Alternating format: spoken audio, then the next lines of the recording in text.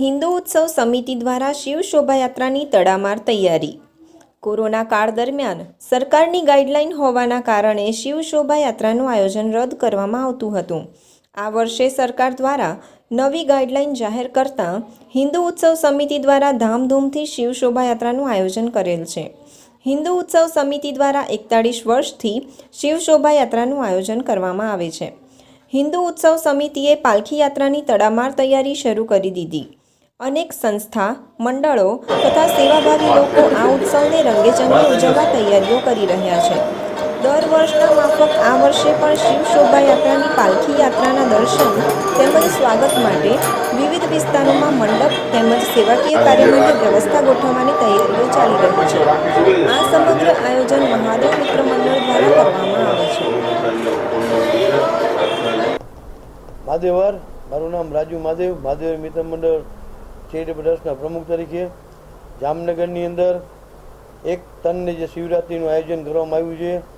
એમાં જે અમારી જે મુખ્ય પાલખીની અમે જે આજે અમારા ટીમ આખી તૈયારી કરી રહ્યા છીએ. સાથોસાથ શિવરાત્રિના આગલે દિવસે જામનગરની અંદર તમામ સંગઠનો પોતાના મંદિરમાં ઘંટનાદ કરશે. સાથોસાથ મિટિંગના અમારા આગલે દિવસે અમે ભક્તિ ફેરી રાખી હતી.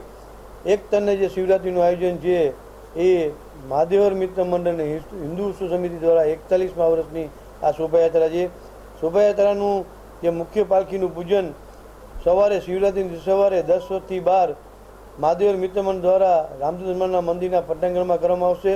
સાથોસાથ 3:30 વાગે શિવરાત્રિની દિવસે બપોરે જ 3:30 વાગે સિદ્ધનાથ મહાદેવના મંદિરથી આશુતોષ મહાદેવની પાલખીનું પૂજન અર્ચન કરી નાગેશ્વર પૂજન અર્ચન કરી અને 3:30 વાગે નગરના રાજમાર્ગ ઉપર શોભાયાત્રા નીકળશે. આશુતોષ મહાદેવના દર્શન કરવા માટેના તમામ ધર્મપ્રેમી ભાઈઓ બહેનોને આ શોભાયાત્રા નિરાળનું મહાદેવ મિત્ર મંડળ હિન્દુ સમિતિ આહવાન કરે છે.